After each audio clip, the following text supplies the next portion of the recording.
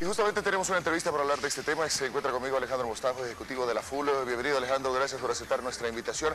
A ver, estamos comentando extracámaras. ¿Cuáles son los pedidos directos que ustedes les hacen o le hacen en este caso al rector de la universidad?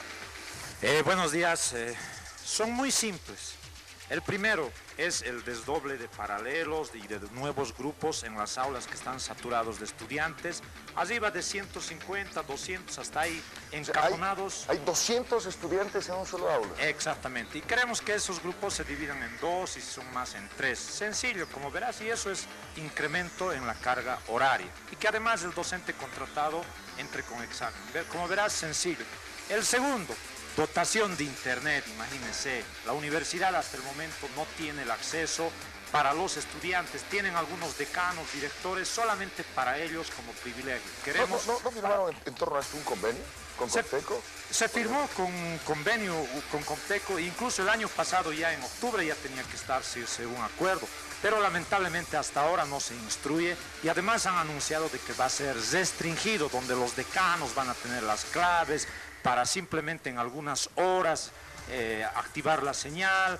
Entonces no nos sirve a nosotros ese sistema, ¿no? Y además restringiendo páginas, como ya conocemos a la medida de la rosca más o menos de San Simón. Queremos que simplemente sea de acceso, como cualquier wifi en toda institución. Todas las privadas tienen internet, ¿no? Y San Simón es el colmo que no tenga. En algún momento los docentes, por ejemplo, nos explicaban o indicaban que la conexión de internet iba a distraer, en este caso, a los alumnos, que iban a concentrarse más que en chatear que en aprender, por supuesto. Este era un argumento en su momento. ¿Qué crees de ello? Realmente es un argumento sumamente retrógrado, entonces directamente que digan mejor no pondremos, ¿no? Y nos privaremos del servicio y de la tecnología que hoy cuenta la sociedad, ¿no? Y que ha avanzado tanto.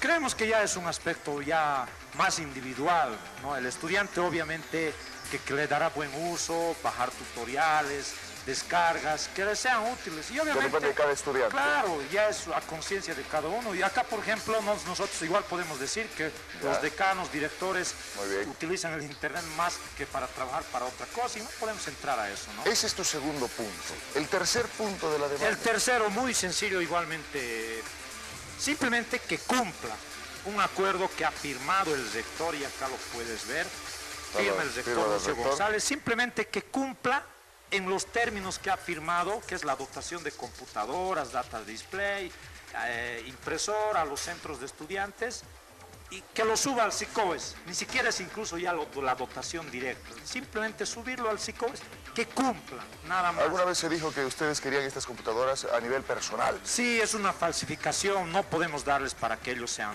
propietarios, no, ellos suben al SICOES, se licita, y las computadoras incluso que lo administren ellos, pero que sea de servicio a los estudiantes, es el servicio el que se quiere. No, para nada se está pidiendo que sean dueños los representantes de la FUL o los centros de estudiantes. En torno a este tema, ¿qué es lo que dice el rector y bueno, la gente allegada en su entorno, ¿no? Ellos obviamente han falsificado, como tú dices, que no les podemos dar a ellos porque no son funcionarios. Incluso hemos pedido que les den a funcionarios.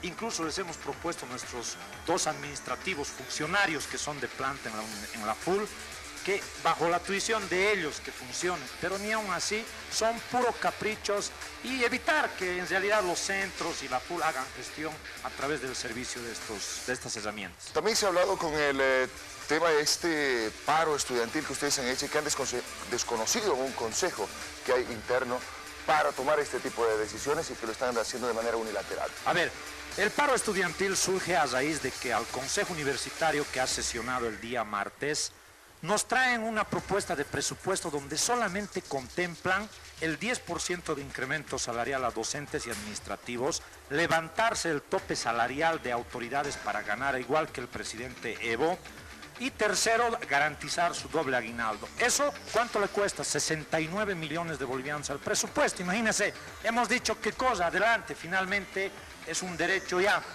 Pero a la par, atiendan por favor nuestras demandas, que no pasan ni siquiera a los 7, 8 millones de bolivianos, Diego. Me refiero a Roberto, perdón. Carga horaria, avanzar en la gratuidad del curso de verano-invierno, el tema de la titulación gratuita, y Esos tres no pasan los 8 millones. Imagínense la irracionalidad y la mezquindad donde simplemente limitar a la universidad a una máquina de pagar sueldos y no priorizar otros aspectos académicos, ¿no? Ahora lo aberrante es esto, Roberto, mire, todo lo que es equipamiento, infraestructura y los gastos que se deben hacer, tenemos hasta el 2013 más de 334 millones de bolivianos acumulados en banco. Y de estos recursos del IDH, que es para infraestructura y equipamiento, queremos que se gaste, ¿qué cosas? 2 millones para la dotación de computadoras, 400.000 bolivianos para equipar la guardería. Y hay un tercer punto que no le cuesta nada a la universidad, que es referido al hospital universitario. Nos han dicho, no va a funcionar el hospital universitario. No estamos pidiendo que mañana mismo se construya, estamos pidiendo que se haga el proyecto. El proyecto, imagínense, el proyecto nos dirá si es viable o no y cuánto va a costar y veremos cómo solucionamos, incluso podemos hablar con el mismo Estado, que no solamente para la universidad, incluso para la misma población. ¿Y el seguro universitario no es un buen servicio actualmente? Lamentablemente hay un pésimo trato a los estudiantes. Lo que queremos es, mientras se licita el hospital, el proyecto, reitero, que se haga la firma de un convenio que mejore la atención a los estudiantes, porque hay muy poquitas fichas. Los compañeros estudiantes tienen que ir a dormir para recabar una ficha y además hay una discriminación hacia los estudiantes. Entonces queremos que se firme un nuevo convenio de tal manera que se incremente un porcentaje de fichas, especialidades y además se subsane este aspecto. ¿Qué pasa si un estudiante es atropellado, sufre algún accidente fuera de la universidad? ¿Qué es lo que le dicen? El seguro no te cubre porque te has hecho fuera de la U. Solo te cubre accidentes que sufras dentro del campus. Y así no puede funcionar un seguro. Y pagamos incluso 8 millones del IDH. Nos quieren triplicar a 24 sin mejorar el trato. Como verás, Roberto, las demandas son sumamente modestas, fáciles de resolver. Y todo el conflicto ayer, todo aquello, es consecuencia de estos caprichos ya personales del rector y del director de la DAO. El rector ha explicado ayer, por ejemplo, que los recursos o los del IDH que se estarían incluyendo en un presupuesto estudiantil, por ejemplo, estaría en un portal universitario, que es un megaproyecto de 240 millones de bolivianos. ¿Ustedes qué conocen de este megaproyecto, este portal? Lamentablemente es otro aspecto, por ejemplo, por el cual se están movilizando las facultades de ciencias sociales, que está pasando clases en un colegio alquilado, lo mismo la facultad de ciencias jurídicas. Igual que la dotación de computadoras está trancado, no les da la gana de subirlo al SICOES, sigue ahí en maqueta, igual la construcción del nuevo comedor universitario.